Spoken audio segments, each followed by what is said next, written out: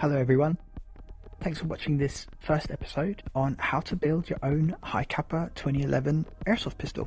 A series made to help you who may be interested in building your own high Capa custom pistol, where I will go through all of the processes involved in putting the components together and giving a bit more of an in-depth description of all the parts that go together and the things that you may want to look out for. Thanks for watching. I hope you will enjoy. I thought it was about time to share with everybody what I do. So I build high Capas, Glocks, P226s, M&P9s for people. The Airsoft variants, to be clear. So I had a small business. I was an Airsoft pistol builder out in Scandinavia, ACP Airsoft shop. Due to some unforeseen circumstances, I had to close the shop. However, I've continued to build pistols for people. My favourite form of airsoft weapon is gas, and my skills lie in pistols. So I thought it would be about time to actually share with the world what I do. It's a hobby of mine, and I've got a customer who wants me to build for him, and all of the things arrived today. So yeah, this is going to be a build that is primarily for HPA. The customer wants to have the option to use the gun with gas, green gas, as well as HPA. He wants to use it as a primary and a secondary. He's opted for long range, so in that process of selecting components for the customer, we've gone with internal components that cater for and help the weapon shoot longer, more accurately, as opposed to short range accuracy. He said, I want the finest components, I want it to be, one of the top guns that are out there. So to start off with, we've got a Gunsmith Bros Terran Tactical split slide. He wanted a nice big compensator on there, so that's what we've opted for. Full CNC aluminium construction, cuts as you would expect from Gunsmith Bros, steel internals, rather steel outer barrel. Absolutely beautiful. I love this thing. I like the fact that it actually comes with the Combat Master Terran Tactical logo on it.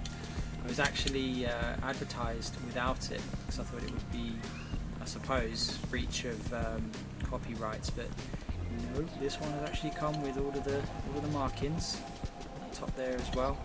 But yeah, just a really beautiful slide. And these serrations, these cutouts, and the compensator as well. So that's what we've got there for the slide, split slide. And so this is a race gun kind of variant. So as you can see, there's no front sight mount, and the rear sight mount isn't the standard. It's not all the way back here. Put forward. It comes with a cocking lever, which is what the customer's aware of. To compensate that, we're going to actually be putting a scope mount on the top of it, and be mounting a red dot of his choice. There's a slide. He's decided to go for a top of the range edge steel frame, lower frame. Look at that, this is absolute work of art. Full steel construction. He's gone for the we've gone for the Limcat variant. So there's a Limcat logo there. I don't know if that shows on camera. Got rail at the front, so you can put a red dot, a laser or a torch on there.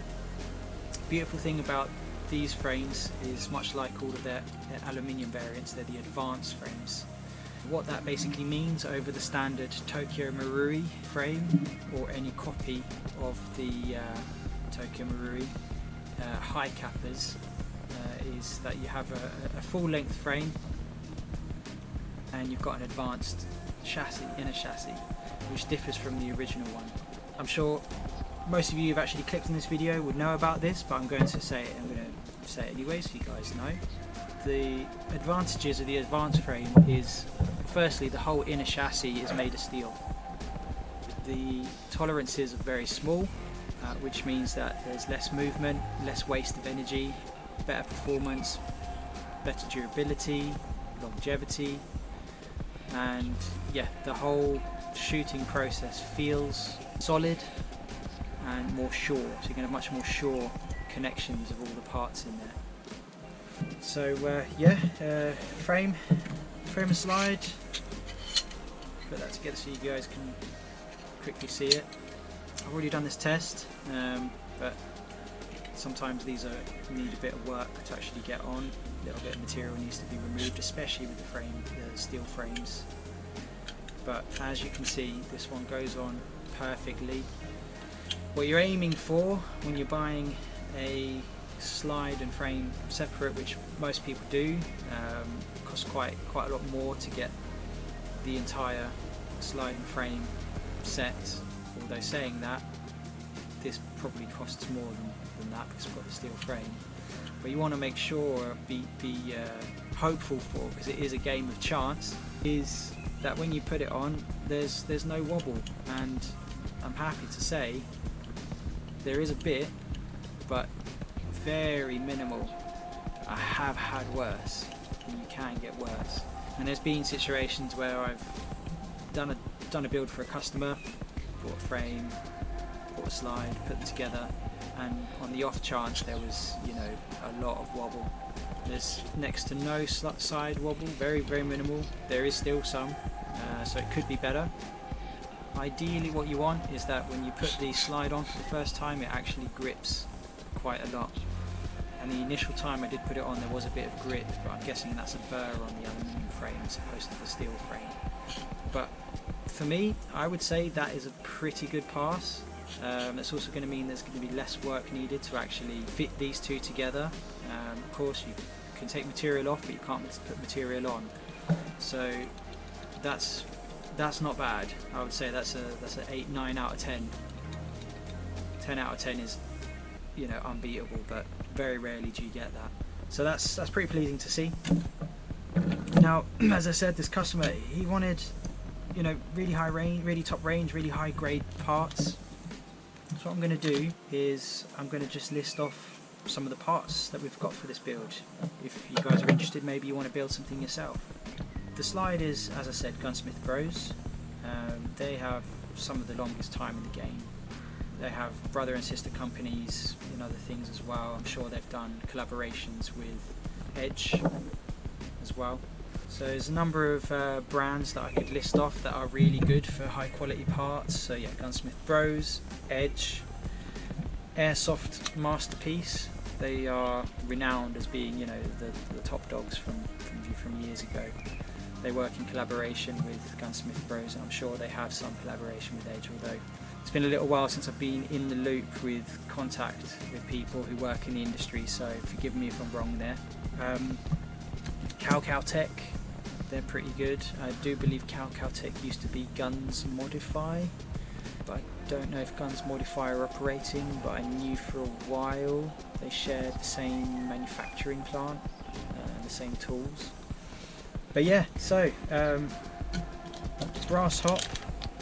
Now today you can go and look at different hop units for the High Capa 2011, which this is, and you'll find loads of new different high-tech variants, and they are all fantastic. They all serve their purpose. There's ones where, so the original hop unit, if I just show you, the original hop unit design, should I say, not the original hop unit, because this is not the original Tokyo Marui or WE or whatever, standard out-the-box hop unit.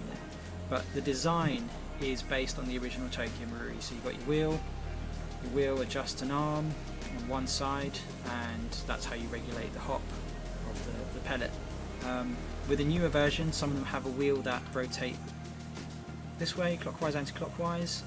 They have adjustment screws at the bottom so you can see how high you want the hop to be within the actual frame, the actual chassis. They are all fantastic. However, a lot of them are made of aluminium, and it really does depend on what you're after, what kind of build you're after, how much you're going to be inside your gun, fixing things, changing things. But my philosophy is, if you're going to have moving parts or parts that are going to take stress and strain, you want to avoid having soft materials, and you want to avoid as much movement of those materials. Now this, granted, doesn't have a screw at the bottom that will actually make it seat better in the frame. but it's made of brass and it's very stable, it's quite heavy, which again some players might want light as possible.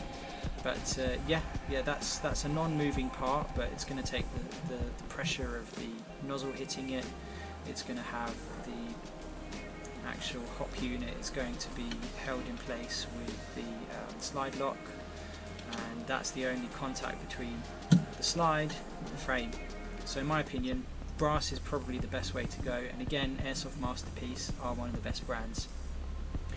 It brings into the question of like tolerances. Manufacturers who make good quality anything really, but if we talk in the airsoft world, the actual dimensions of these parts, their tolerances to how closely they sit with other parts, just like we talked about here, tolerance between these parts, or tolerance between that cut, and how well they are seated together, and the kind of variations you get, the preciseness of cuts. Basically, Airsoft Masterpiece are up there.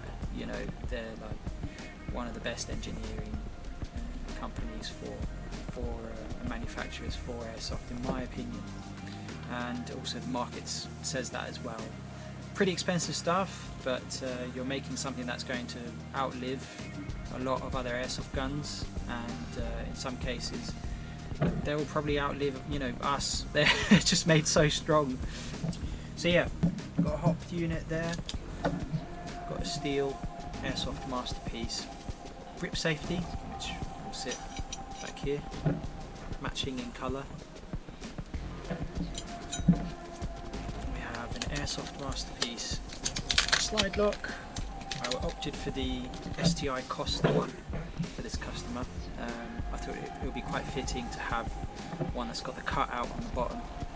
Again, matching in tone, more or less, steel. Went for the Capa SS thumb safeties in black. It's variations of these, different lengths of arms, different designs of the arms. This was one of only two that I found available that were fitting for this build, so this is what we've landed with. So you can see them, steel safeties here, and the other one will connect on the other side here.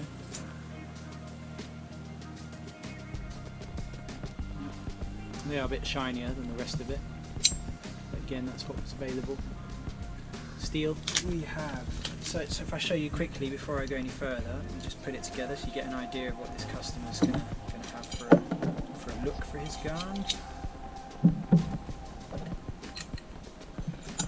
Now there was talk about what colours to go for, the actual look effect of the gun. So we obviously got a steel silver outer barrel on this, so the question of do you want black and silver? Customer said, well, I do like some gold on the gun.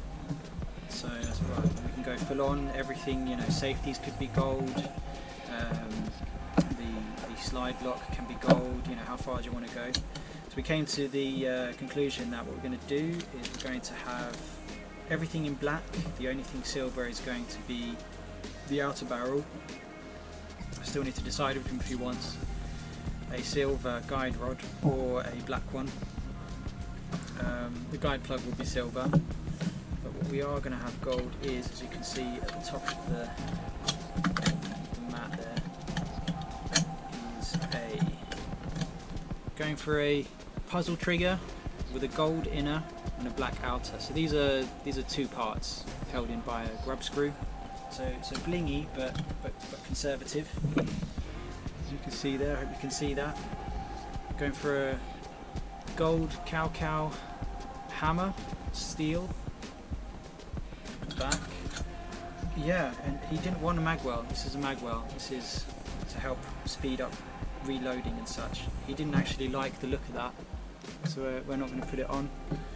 And then with the magazine, we'll have a gold base plate for the magazine, and of course the magazine sticks out a little, so it looks like that. So if I could just show you in effect, more or less, that is what this gun will be looking like, more or less.